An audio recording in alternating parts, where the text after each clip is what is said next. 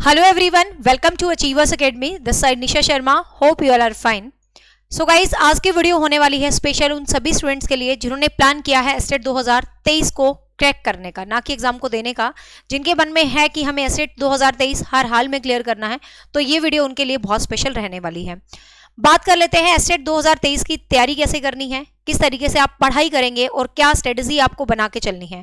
आपको स्टूडेंट को लगेगा मैम ये वीडियो कुछ ज्यादा जल्दी होगी, आप तो सितंबर से एस्टेट की तैयारी करवाते हो, तो मुझे लगा कि इस बार वीडियो अभी बनाई जाए बिकॉज बहुत सारे फ्रेशर्स हैं, बहुत सारे न्यू स्टूडेंट हैं जो पहली बार एस्टेट को दे रहे हैं। तो आपको पता जो पहली बार एग्जाम देता है तो उसके पास जितना टाइम है कहते हैं ना उतना कम है, तो अभी से तैयारी को शुरू करोगे तो डेफिनेटली बेस्ट वे में क्रैक कर पाओगे।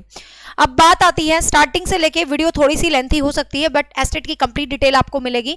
पुराने स्टूडेंट है तो जानते ही होंगे, कहने की जरूरत नहीं है कि हरियाणा में हाईएस्ट एस्टेट रिजल्ट जो देता है तो अचीवर्स एकेडमी है, और जो नए स्टूडेंट है वो जुड़ेंगे तो उनको पता चल ही जाएगा। ठीक है, सो आज की वीडियो में डिस्कस करते हैं हाउ टू क्रैक एस्टेट 2023, क्या स्ट्रेटजी बनानी है, अभी से क्यों पढ़ना है, और 2023 का एस्टेट स्पेशल हो सकता है उसके पीछे भी रीजन बताऊंगी।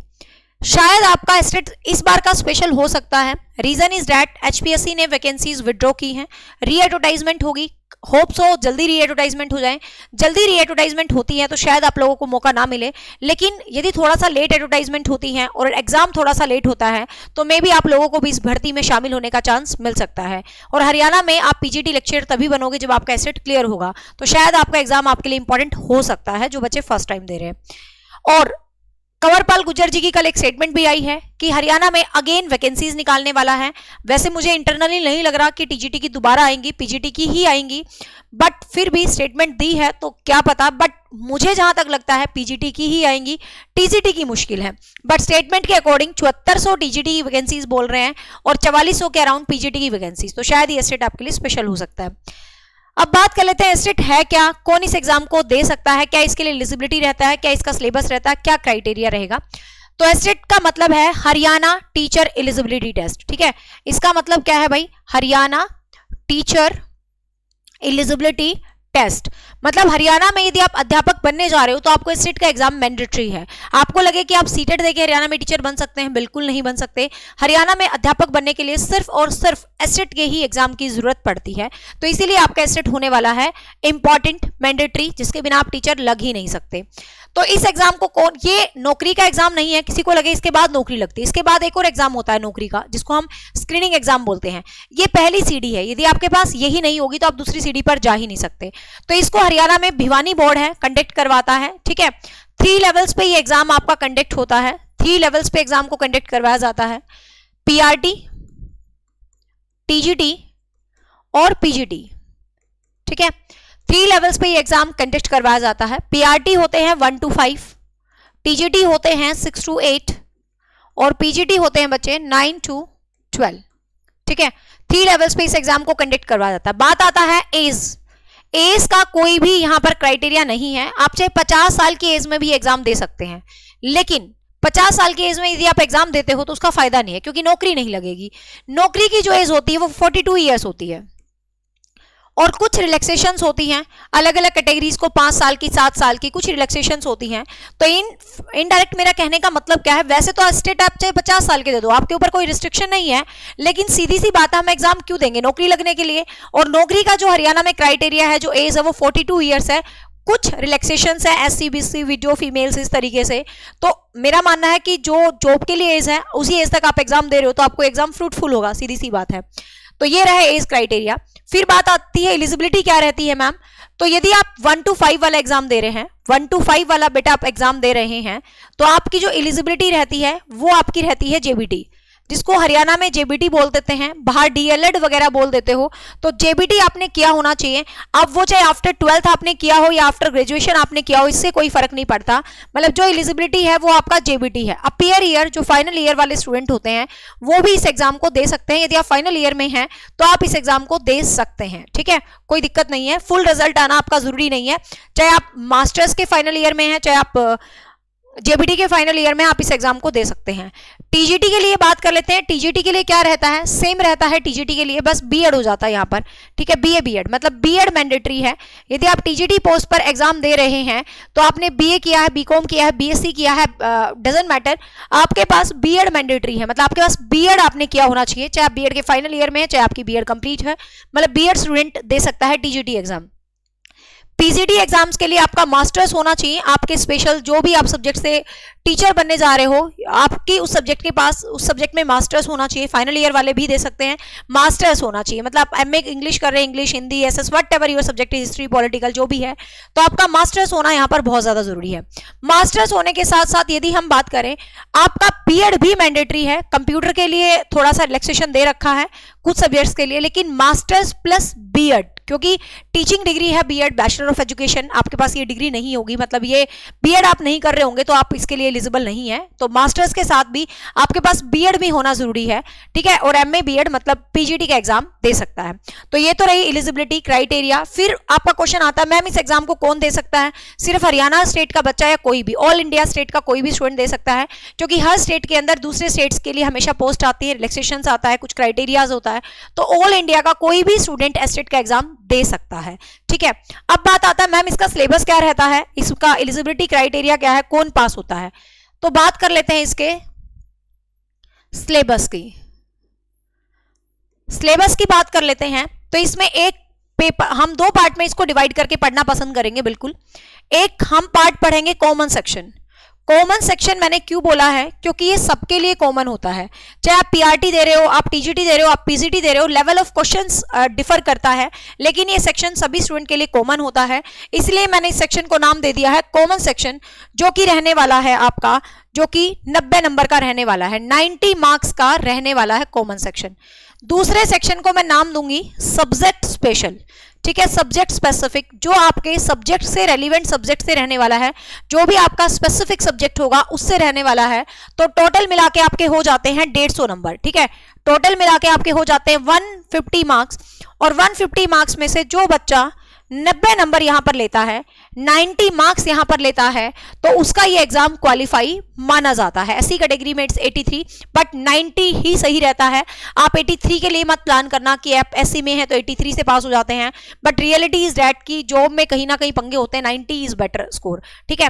तो 90 नंबर जो भी स्टूडेंट लेता है वो यहां पर इस एग्जाम को क्वालिफाइड माना जाता है, और आपके पास एक सर्टिफिकेट आ जाता है जो कि 7 ईयर वैलिड रहता है, ठीक है, जो कि 7 साल वैलिड रहता है। और 7 साल सरकार का जो टाइम पीरियड होता है वो 5 साल होता है। अब की बार डिले हुआ, लेकिन अब सरकार मूड में है, वैकेंसीज निकाल रही है, तो विद इन 7 ईयर वैकेंसीज आ ही जाती है। पीछे बहुत लंबे इंतजार के बाद वैकेंसीज आई थी हरियाणा में, ठीक है। 7 साल आपका सर्टिफिकेट जो है वैलिड रहता है। अभी आज जब मैं वीडियो बना रही हूं, अब तक ये सर्टिफिकेट सिर्फ 7 साल है, आगे लाइफ टाइम हो जाए तो कोई कमेंट ना करना कि आपने तो 7 साल बोला है, ये तो लाइफ टाइम है, क्योंकि आज की डेट में जब मैं वीडियो बना रही हूं तो 7 साल है, ठीक है। अब बात आ जाता है, मैम सिलेबस क्या रहेगा, कॉमन सेक्शन के सिलेबस में क्या आएगा और सब्जेक्ट में क्या आएगा। तो सबसे पहले बात कर लेते हैं कॉमन सेक्शन, और स्ट्रेटजी भी बताऊंगी कि पास कैसे किया जाता है। मैंने बहुत सारे स्टूडेंट से सुना है स्टेट पास नहीं होता, but touch wood we are blessed कि जो स्टूडेंट अचीवर एकेडमी से जुड़ा है, ऐसा बच्चा नहीं है जिसको शायद एस्टेट अब मुश्किल लगता हो, ठीक है। 38 ईयर्स की लेडी जिन्होंने 10-10 साल हो गए पढ़ाई छोड़े हुए, उन्होंने भी एस्टेट को बहुत अच्छे से क्लियर किया है। कॉमन सेक्शन में बात करें तो सबसे पहले यहां पर आता है आपका साइकोलॉजी, ठीक है, जो हमारा बहुत ही फेवरेट सब्जेक्ट है।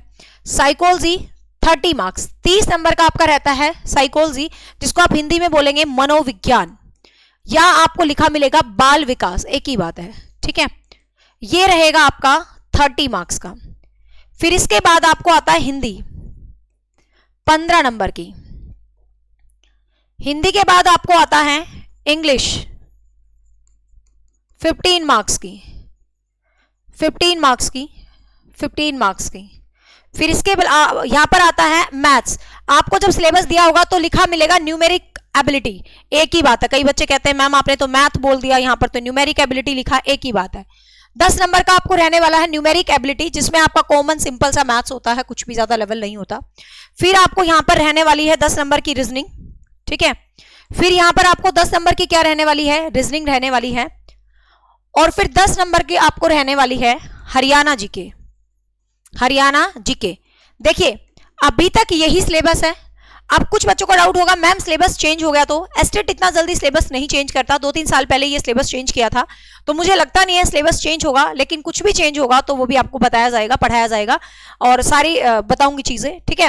बट एस्टेट का सिलेबस मुझे नहीं लगता कि चेंज होगा, इतना जल्दी चेंज नहीं होता, क्योंकि एलिजिबिलिटी पेपर है, नौकरी का सिलेबस चेंज करने पे काम करते हैं, एस्टेट के पे नहीं करते, ठीक है।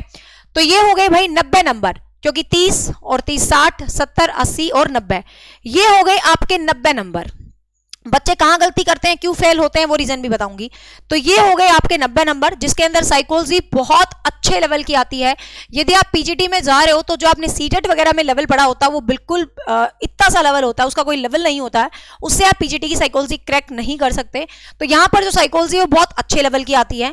हिंदी की बात करें तो हिंदी की यहाँ पर सिर्फ ग्रामर आती है, नो पैडागोजी, हिंदी की सिर्फ व्याकरण आएगी अच्छे लेवल के। टॉपिक वाइज भी बता दूंगी किस किस में कौन कौन से टॉपिक डोमिनेट करते हैं, पहले भी बहुत सारी वीडियोस पढ़ी हैं। इंग्लिश में यदि बात करें तो इंग्लिश में भी यहाँ पर ग्रामर आती है, लेकिन बिल्कुल भी ज्यादा डीप लेवल नहीं होता, 100 लेवल की ग्रामर आती है, प्लस कुछ क्वेश्चन वोकैब के आते हैं। मैथ्स तो बहुत ही ईजी आता है, जो बेसिक अर्थमेटिक होता है, बिल्कुल बेसिक अर्थमेटिक जो होता है यहाँ पर वो वाला मैथ्स आपसे पूछा जाता है। मैथ्स कहो या इसको न्यूमेरिक एबिलिटी कहो, एक ही बात है।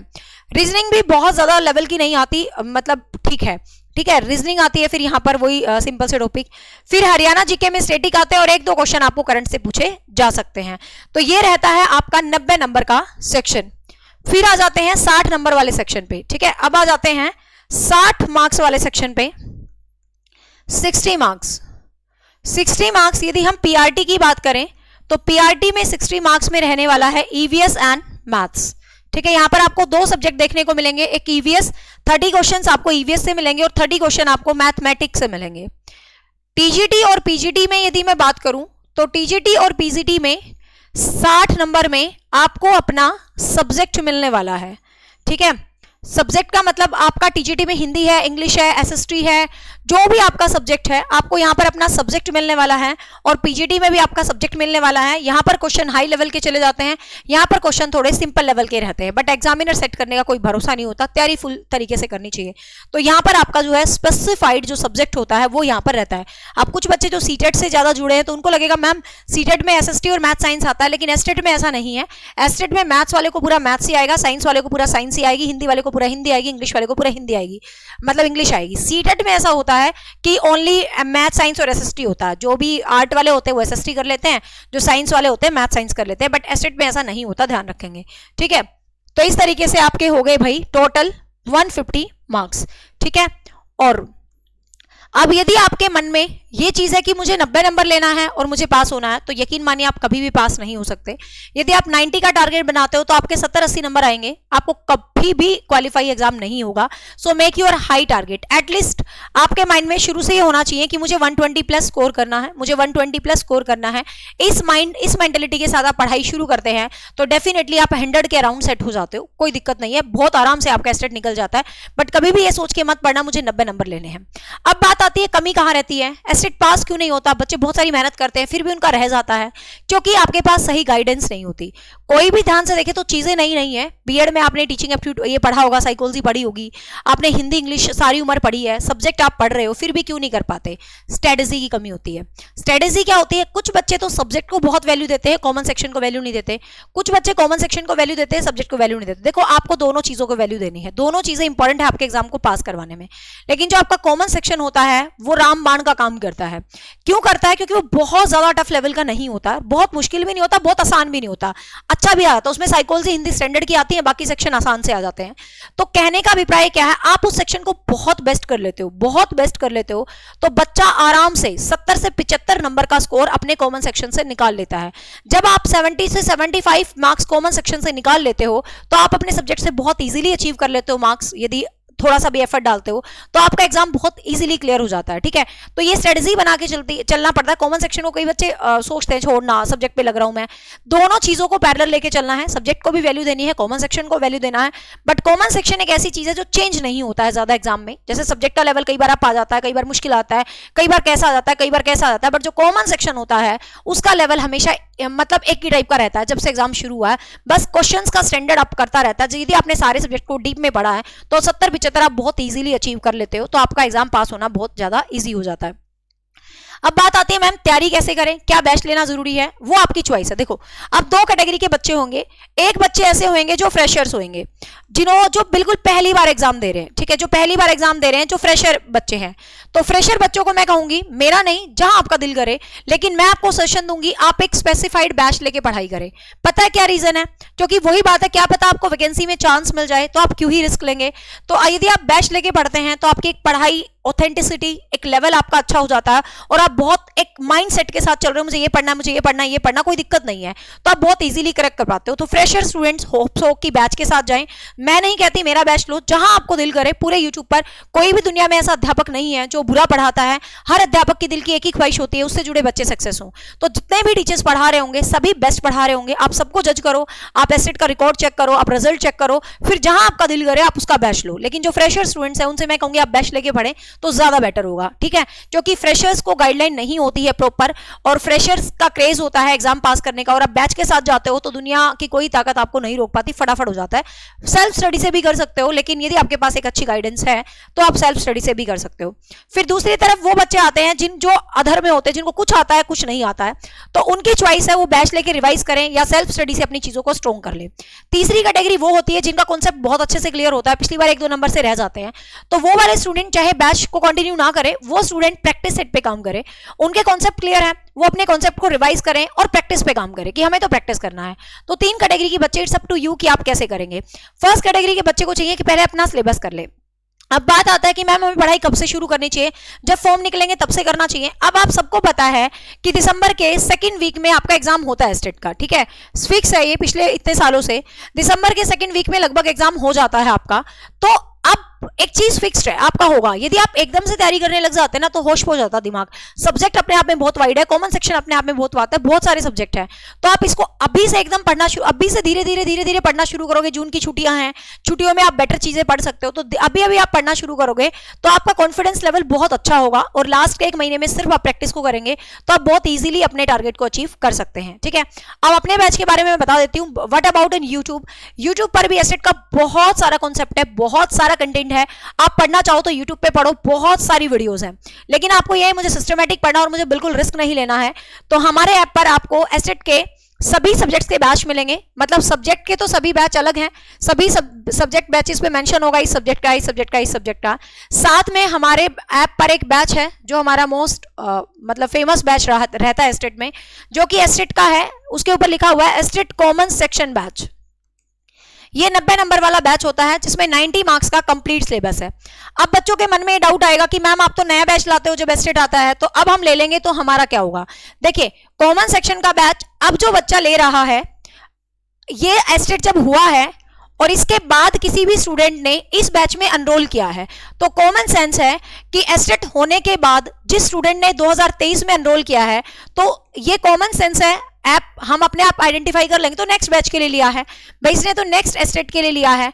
तो जिन बच्चों ने ये वाला बैच, इसमें प्लस पॉइंट मैं आपको बताती हूँ क्या है। हमारा जो नया बैच आता है एस्टेट का, वो आता है सितंबर में, ठीक है। हमारा जो नया बैच आता है सितंबर में आता है, जो फुल लाइव बैच होता है, ठीक है। ये हमारा बैच है सितंबर में आएगा। लेकिन अब लेने वालों को बेनिफिट क्या मिलेगा वो मैं आपको बता देती हूँ। अब हमारा जो एस्टेट का बैच है कॉमन सेक्शन, ये कंप्लीट बैच वही है जो हमने सितंबर, अक्टूबर, नवंबर, दिसंबर में पढ़ाया है यहाँ पर, ठीक है। लास्ट एस्टेट को पढ़ाया जिसका टॉप रिजल्ट गया था, तो ये वही बैच है, मतलब ये 100% कंप्लीट बैच है।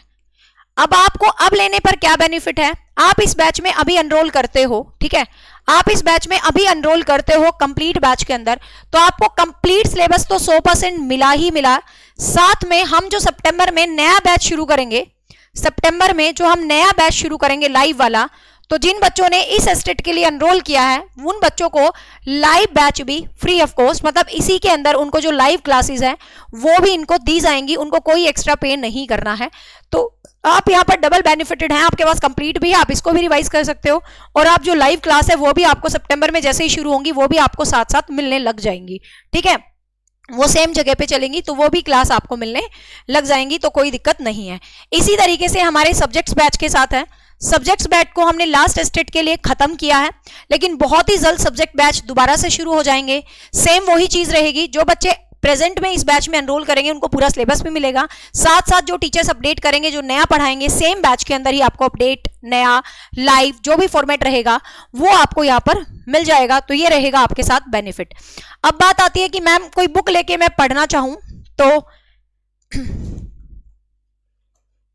कोई बुक लेके मैं पढ़ना चाहूं तो मैम मैं पढ़ाई कैसे कर सकता हूं? यदि मैं कोई किताब लेके पढ़ना चाहता हूं तो मैं अभी से अपनी पढ़ाई को कंटिन्यू कैसे करूं? एक सेकेंड। तो अभी हमारी एस्टेट की नई बुक्स आ जाएंगी, लेकिन फिलहाल मार्केट में हमारी ये वाली बुक अवेल है, ठीक है। फिलहाल मार्केट में हमारी ये वाली बुक अवेल है। ये साइकोलॉजी की बुक है, हिंदी और इंग्लिश दोनों मीडियम्स में है। मतलब ये बुक हिंदी और इंग्लिश दोनों मीडियम्स में है और ये साइकोलॉजी स्पेशल बुक है। इसमें से आपको एज इट इज क्वेश्चंस मिल जाएंगे, तो आप चाहो तो अभी इस बुक के साथ भी पढ़ाई कर सकते हो। और बाकी बुक्स सितंबर अक्टूबर के अराउंड सभी आ जाएंगी कंप्लीट एस्टेट की। तो it's all about for estate 2023। So hope so guys ये वीडियो आपके लिए हेल्पफुल रहेगी और थोड़ी सी लेंथी होगी क्योंकि मुझे हर चीज प्रॉपर समझानी थी नए और पुराने स्टूडेंट्स को। अब जो बच्चे यहाँ पहली बार जुड़े हैं तो भाई मैं बता दूं, हमारा एग्जाम है, हमारा चैनल है टीचिंग को डेडिकेटेड। आपको पसंद आता है तो आप हमारे चैनल का हिस्सा बन सकते हैं। एस्टेट से रिलेटेड हर चीज आपको चैनल पर मिल जाएगी। जितने भी 2011 से लेकर 2022 तक के पेपर हुए हैं, सारे के सारे प्रीवियस पेपर मैंने सोल्व करवा रखे हैं, सभी चैनल की प्लेलिस्ट में आपको मिल जाएंगे। हर चीज आपको एस्टेट की मिल जाएगी, कहीं भटकने की आवश्यकता नहीं है, प्लेलिस्ट में भटकना, सब कुछ आपको मिल जाएगी। ठीक है भाई, bye bye, take care, have a nice day, thank you so much.